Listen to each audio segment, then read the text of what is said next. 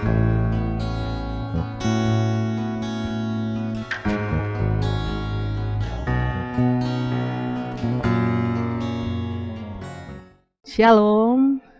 damai di hati, jemaat yang dikasihi dan diberkati oleh Tuhan kita Yesus Kristus. Kita akan membaca Alkitab pada hari yang ke-14 di bulan Januari tahun 2024. Tetapi sebelumnya, mari kita satu dalam doa, kita berdoa. Bapa kekal di dalam kerajaan sorga, sungguh kami bersyukur, kami berterima kasih kepadamu. Saat ini kami jemaat-Mu rindu untuk belajar akan firman-Mu. Bapa, kami akan membaca firman-Mu yang terdapat dalam Kejadian 40 dan Kejadian 41. Beri hikmat kepada kami Bapa lewat Roh-Mu yang kudus, sehingga kami boleh mengerti apa maksud dari firman-Mu ini. Berkati kami semua. Di dalam nama Tuhan kami Yesus Kristus, yang adalah firman yang hidup, kami berdoa. Amin. Kejadian 40 dan Kejadian 41. Sesudah semuanya itu terjadilah, bahwa juru minuman Raja Mesir dan juru rotinya membuat kesalahan terhadap tuannya, Raja Mesir itu. Maka murkalah Firaun kepada kedua pegawai istananya, kepala juru minuman dan kepala juru roti itu. Ia menahan mereka dalam rumah kepala pengawal raja, dalam penjara tempat Yusuf dikurung. Kepala pengawal raja menempatkan Yusuf bersama-sama dengan mereka untuk melayani mereka. Demikianlah mereka ditahan beberapa waktu lamanya. Pada suatu kali, bermimpilah mereka keduanya, baik juru minuman maupun juru roti Raja Mesir yang ditahan dalam penjara itu, masing-masing ada mimpinya. Pada satu malam juga, dan mimpi masing-masing itu ada artinya sendiri. Ketika pada waktu pagi, Yusuf datang kepada mereka. Segera dilihatnya bahwa mereka bersusah hati. Lalu ia bertanya kepada pegawai-pegawai istana Firaun yang ditahan bersama-sama dengan dia dalam rumah tuannya itu, "Mengapakah hari ini mukamu semuram itu?" Jawab mereka kepadanya, "Kami bermimpi, tetapi tidak ada orang yang dapat mengartikannya." Lalu kata Yusuf kepada mereka, "Bukankah Allah yang menerangkan arti mimpi? Ceritakanlah kiranya mimpimu itu kepadaku." Kemudian juru minuman itu menceritakan mimpinya kepada Yusuf. Katanya, "Dalam mimpiku itu tampak ada pohon anggur di depanku. Pohon anggur itu ada 3 carangnya, dan baru saja pohon itu bertunas, bunganya sudah keluar, dan tandan-tandannya penuh buah anggur yang ranum. Dan di tanganku ada piala Firaun. Buah anggur itu kuambil, lalu kuperas ke dalam piala Firaun, kemudian kusampaikan piala itu ke tangan Firaun." Kata Yusuf kepadanya, "Beginilah arti mimpi itu. Ketiga carang itu artinya 3 hari. Dalam 3 hari ini, Firaun akan meninggikan engkau dan mengembalikan engkau ke dalam pangkatmu yang dahulu, dan engkau akan menyampaikan piala ke tangan Firaun seperti dahulu kala, ketika engkau jadi juru minumannya. Tetapi ingatlah kepadaku, apabila keadaanmu telah baik nanti, tunjukkanlah terima kasihmu kepadaku dengan menceritakan hal ihwalku kepada Firaun, dan tolonglah keluarkan aku dari rumah ini. Sebab aku dicuri begitu saja dari negeri orang Ibrani, dan di sini pun aku tidak pernah melakukan apa-apa yang menyebabkan aku layak dimasukkan ke dalam liang tutupan ini." Setelah dilihat oleh kepala juru roti betapa baik arti mimpi itu, berkatalah ia kepadanya, "Aku pun bermimpi juga. Tampak aku menjunjung 3 bakul berisi penganan. Dalam bakul atas ada berbagai-bagai makanan untuk Firaun, buatan juru roti, tetapi burung-burung memakannya dalam bakul yang di atas kepalaku?" Yusuf menjawab, "Beginilah arti mimpi itu. Ketiga bakul itu artinya 3 hari. Dalam 3 hari ini Firaun akan meninggikan engkau tinggi ke atas dan menggantung engkau pada sebuah tiang, dan burung-burung akan memakan dagingmu dari tubuhmu." Dan terjadilah pada hari ketiga, hari kelahiran Firaun, maka Firaun mengadakan perjamuan untuk semua pegawainya. Ia meninggikan kepala juru minuman dan kepala juru roti itu di tengah-tengah para pegawainya. Kepala juru minuman itu dikembalikannya ke dalam jabatannya, sehingga ia menyampaikan pula piala ke tangan Firaun. Tetapi kepala juru roti itu digantungnya, seperti yang ditakbirkan Yusuf kepada mereka. Tetapi Yusuf tidaklah diingat oleh kepala juru minuman itu, melainkan dilupakannya.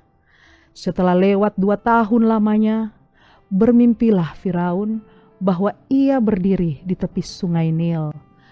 Tampaklah dari sungai Nil itu keluar 7 ekor lembu yang indah bangunnya dan gemuk badannya, lalu memakan rumput yang di tepi sungai itu.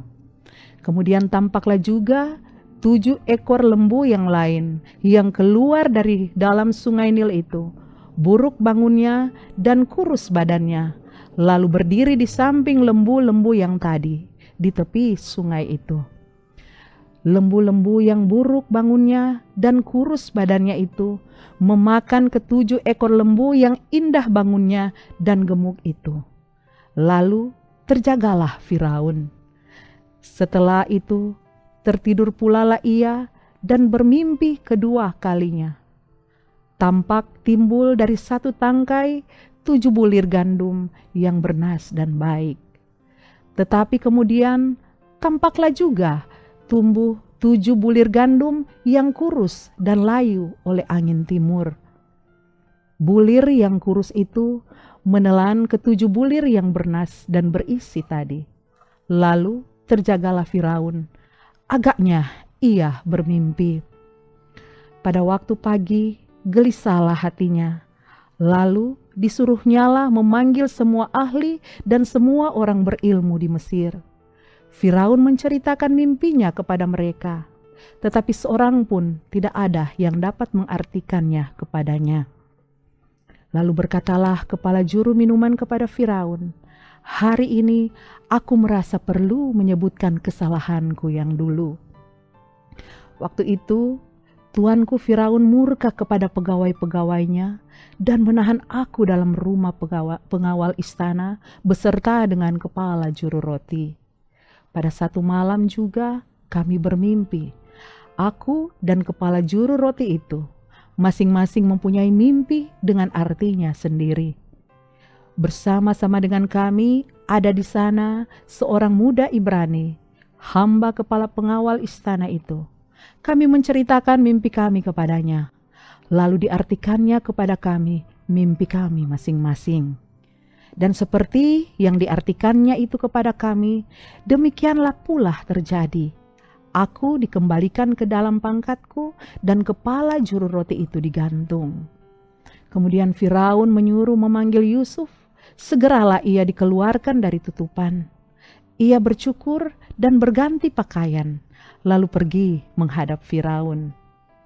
Berkatalah Firaun kepada Yusuf, "Aku telah bermimpi dan seorang pun tidak ada yang dapat mengartikannya. Tetapi telah kudengar tentang engkau. Hanya dengan mendengar mimpi saja engkau dapat mengartikannya." Yusuf menyahut Firaun, "Bukan sekali-kali aku, melainkan Allah juga yang akan memberitakan kesejahteraan kepada tuanku Firaun." Lalu berkatalah Firaun kepada Yusuf, "Dalam mimpiku itu, aku berdiri di tepi sungai Nil. Lalu tampaklah dari sungai Nil itu keluar 7 ekor lembu yang gemuk badannya dan indah bentuknya dan makan rumput yang di tepi sungai itu. Tetapi kemudian tampaklah juga keluar 7 ekor lembu yang lain, kulit pemalut tulang, sangat buruk bangunnya dan kurus badannya. Tidak pernah aku lihat yang seburuk itu di seluruh tanah Mesir. Lembu yang kurus dan buruk itu memakan ke-7 ekor lembu gemuk yang mula-mula. Lembu-lembu itu masuk ke dalam perutnya, tetapi walaupun telah masuk ke dalam perutnya, tidaklah kelihatan sedikit pun tandanya. Bangunnya tetap sama buruknya seperti semula. Lalu terjagalah aku. Selanjutnya dalam mimpiku itu, kulihat timbul dari satu tangkai 7 bulir gandum yang berisi dan baik. Tetapi kemudian tampaklah juga tumbuh 7 bulir yang kering, kurus dan layu oleh angin timur. Bulir yang kurus itu memakan ke-7 bulir yang baik tadi. Telah kuceritakan hal ini kepada semua ahli, tetapi seorang pun tidak ada yang dapat menerangkannya kepadaku. Lalu kata Yusuf kepada Firaun, kedua mimpi tuanku Firaun itu sama. Allah telah memberitahukan kepada tuanku Firaun apa yang hendak dilakukannya. Ke-7 ekor lembu yang baik itu ialah 7 tahun, dan ke-7 bulir gandum yang baik itu ialah 7 tahun juga. Kedua mimpi itu sama. Ke-7 ekor lembu yang kurus dan buruk yang keluar kemudian, maksudnya 7 tahun. Demikian pula ke-7 bulir gandum yang hampa dan layu oleh angin timur itu, maksudnya akan ada 7 tahun kelaparan. Inilah maksud perkataanku ketika aku berkata kepada tuanku Firaun, Allah telah memperlihatkan kepada tuanku Firaun apa yang hendak dilakukannya. Ketahuilah tuanku, akan datang 7 tahun kelimpahan di seluruh tanah Mesir. Kemudian akan timbul 7 tahun kelaparan, maka akan dilupakan segala kelimpahan itu di tanah Mesir, karena kelaparan itu mengurus keringkan negeri ini. Sesudah itu akan tidak kelihatan lagi bekas-bekas kelimpahan di negeri ini, karena kelaparan itu, sebab sangat hebatnya kelaparan itu. Sampai 2 kali mimpi itu diulangi bagi tuanku Firaun, berarti hal itu telah ditetapkan oleh Allah dan Allah akan segera melakukannya. Oleh sebab itu, baiklah tuanku Firaun mencari seorang yang berakal budi dan bijaksana dan mengangkatnya menjadi kuasa atas tanah Mesir. Baiklah juga tuanku Firaun berbuat begini, yakni menempatkan penilik-penilik atas negeri ini, dan dalam ke-7 tahun kelimpahan itu memungut 1/5 dari hasil tanah Mesir. Mereka harus mengumpulkan segala bahan makanan dalam tahun-tahun baik yang akan datang ini, dan di bawah kuasa tuanku Firaun menimbun gandum di kota-kota sebagai bahan makanan serta menyimpannya. Demikianlah segala bahan makanan itu menjadi persediaan untuk negeri ini dalam ke-7 tahun kelaparan yang akan terjadi di tanah Mesir, supaya negeri ini jangan binasa karena kelaparan itu.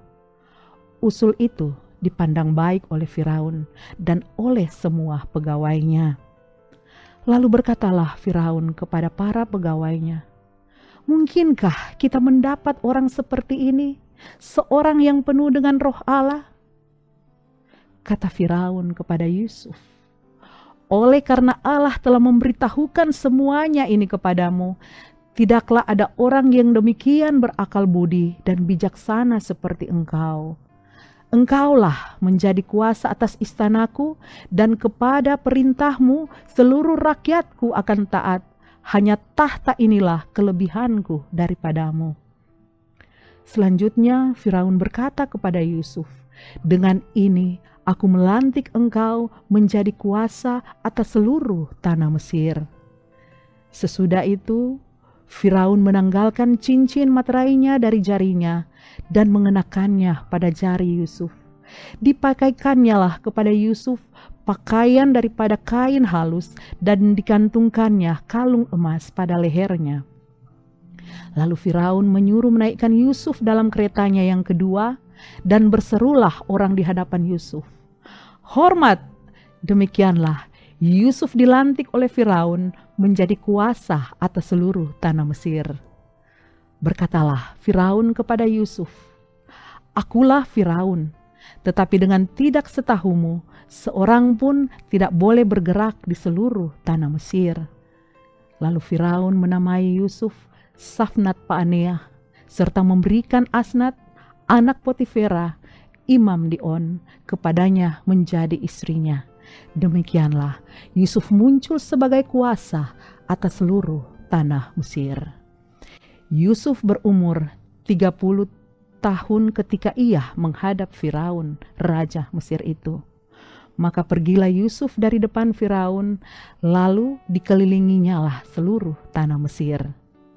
Tanah itu mengeluarkan hasil bertumpuk-tumpuk dalam ke-7 tahun kelimpahan itu. Maka Yusuf mengumpulkan segala bahan makanan ke-7 tahun kelimpahan yang ada di tanah Mesir. Lalu disimpannya lah di kota-kota. Hasil daerah sekitar tiap-tiap kota disimpan dalam kota itu. Demikianlah Yusuf menimbun gandum seperti pasir di laut, sangat banyak sehingga orang berhenti menghitungnya, karena memang tidak terhitung. Sebelum datang tahun kelaparan itu, lahirlah bagi Yusuf 2 orang anak laki-laki yang dilahirkan oleh Asnat, anak Potifera, imam di On. Dan Yusuf memberi nama Manasye kepada anak sulungnya itu, sebab katanya, "Allah telah membuat aku lupa sama sekali kepada kesukaranku dan kepada rumah bapakku." Dan kepada anaknya yang kedua diberinya nama Efraim, sebab katanya, "Allah membuat aku mendapat anak dalam negeri kesengsaraanku." Setelah lewat ke-7 tahun kelimpahan yang ada di tanah Mesir itu, mulailah datang 7 tahun kelaparan, seperti yang telah dikatakan Yusuf. Dalam segala negeri ada kelaparan, tetapi di seluruh negeri Mesir ada roti. Ketika seluruh negeri Mesir menderita kelaparan dan rakyat berteriak meminta roti kepada Firaun, berkatalah Firaun kepada semua orang Mesir, "Pergilah kepada Yusuf, perbuatlah apa yang akan dikatakannya kepadamu." Kelaparan itu merajalela di seluruh bumi. Maka Yusuf membuka segala lumbung dan menjual gandum kepada orang Mesir, sebab makin hebat kelaparan itu di tanah Mesir. Juga dari seluruh bumi datanglah orang ke Mesir untuk membeli gandum dari Yusuf, sebab hebat kelaparan itu di seluruh bumi. Demikianlah pembacaan Alkitab kita pada hari yang ke-14 ini. Mari kita satu dalam doa. Bapa, kami bersyukur kami boleh belajar firman-Mu yang terdapat di dalam kitab Kejadian 40 dan Kejadian 41. Kami mohon Roh Kudus-Mu terjemahkan di dalam pikiran dan hati kami masing-masing, sehingga ini boleh kami mengerti firman-Mu ini menjadi suluh dan pedoman dalam kehidupan kami. Terima kasih Bapa, kami sambut firman-Mu. Haleluya. Amin. Jemaat Tuhan, demikian pembacaan Alkitab kita pada hari ini, hari yang ke-14. Puji Tuhan, Tuhan Yesus memberkati torang semua. Shalom, damai di hati.